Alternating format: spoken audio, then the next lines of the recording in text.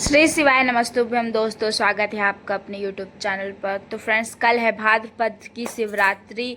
तो शिवरात्रि हर महीने आती है, तो मासिक शिवरात्रि में संतान प्राप्ति के लिए पंडित प्रदीप मिश्रा जी ने हमें बताया है कि पार्थिव शिवलिंग का पूजन अगर पति पत्नी दोनों करते हैं तो उनके घर में चाहे 20 साल 15 साल हो गए हों, संतान की प्राप्ति होकर रहती है। तो फ्रेंड्स, हर महीने मासिक शिवरात्रि को आप पूजन करिए। एक साल आप हर महीने की शिवरात्रि का पूजन करिए, देखिएगा साल भर के अंदर आपकी गोद भर जाएगी। तो फ्रेंड्स, चलिए मैं बताती हूँ कि आप सिंपल तरीके से कैसे आपको पार्थिव शिवलिंग पूजन करें। तो एक दिन पहले आप मिट्टी लाकर उसमें गंगा जल छिड़क के रख लें।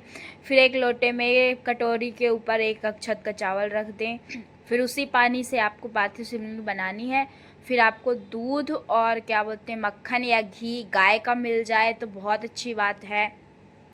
तो इस तरीके से आपको इन सबको मिला लेना है मिट्टी में, और फिर आपको एक प्लेट के ऊपर बेलपत्र रख के शिवलिंग बना लेनी है। तो पहले आपको पार्थिव शिवलिंग की पिंडी बनानी है, उसके बाद आपको जलेहली बनानी है। तो फ्रेंड्स, मैं आपको पार्थिव शिवलिंग का पूरा नियम भी बताती जा रही हूँ। तो इस तरीके से पार्थिव शिवलिंग आपको बना लेनी है। तो फ्रेंड्स, फिर पार्थिव शिवलिंग बनाने के बाद आपको इसको पूजा करने के लिए बैठ जाना है। तो चाहे आप सुबह पूजा करें या शाम को।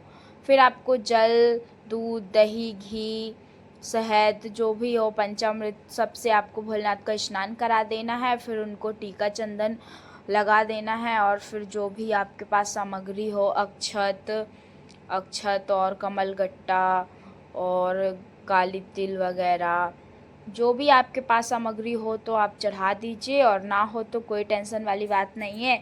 बट जितनी भी पूजा की सामग्री थोड़ी बहुत तो होनी ही चाहिए। तो फ्रेंड्स, इस तरीके से फिर आप फूलों से भोलेनाथ का श्रृंगार कर दीजिए। और फिर अगर आपके पास फूलों की माला हो तो आप चढ़ा दीजिए। मेरे पास नहीं थी तो मैंने नहीं चढ़ाई, तो आप ज़रूर चढ़ाइएगा।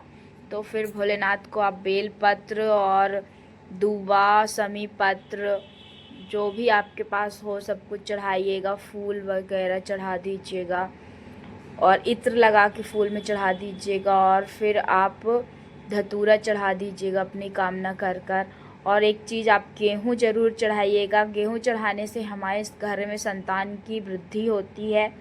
तो फिर उसके बाद सब कुछ चढ़ाने के बाद आपको धूप तो पहले से ही जला के मैंने रखा था, और फिर दिया आपको जला लेनी है। तो आप घी की दिया ज़रूर जलाइएगा।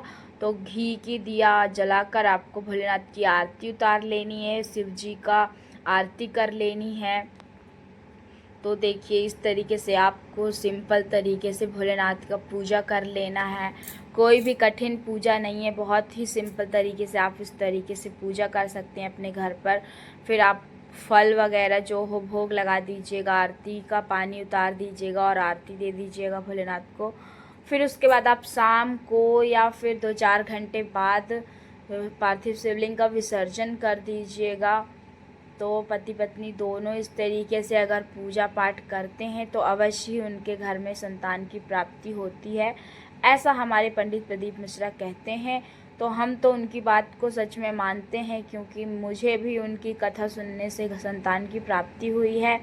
तो श्री शिवाय नमस्तुभ्यम फ्रेंड्स। तो अगर आपको मेरा वीडियो अच्छा लगा हो तो प्लीज़ लाइक सब्सक्राइब ज़रूर करिएगा। श्री शिवाय नमस्तुभ्यम फ्रेंड्स।